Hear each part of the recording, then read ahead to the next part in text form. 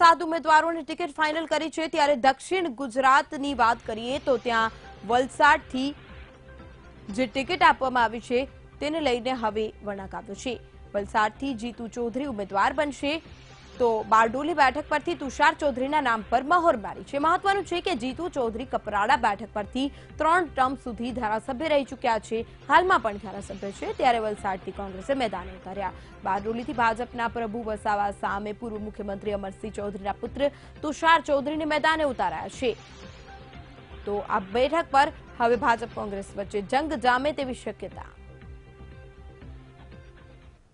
પહેલા તો વલસાડ જિલ્લાના જે મુદ્દા છે, સૌથી વિશેષ મુદ્દા અત્યારે હાલ ખેડૂતોના મુદ્દા છે, બુલેટ ટ્રેનના મુદ્દા, એક્સપ્રેસ હાઈવેના મુદ્દા છે। પહાડી વિસ્તારમાં જાઓ તો જંગલ જમીનના પ્રશ્ન છે, પાણીના પ્રશ્ન છે। એ પ્રશ્ન બાબતે હું દિલ્હીની અંદર પ્રજા અને મારા મતદાર મને ચૂંટીને મોકલાવશે તો હું ચોક્કસ એ મુદ્દાની રજૂઆત કરીશ। અને કાંઠા વિસ્તારમાં જાઓ તો કાંઠા વિસ્તારમાં બંદરોના પ્રશ્ન છે, ધોવાણના પ્રશ્ન, એવા ઘણા બધા પ્રશ્ન છે।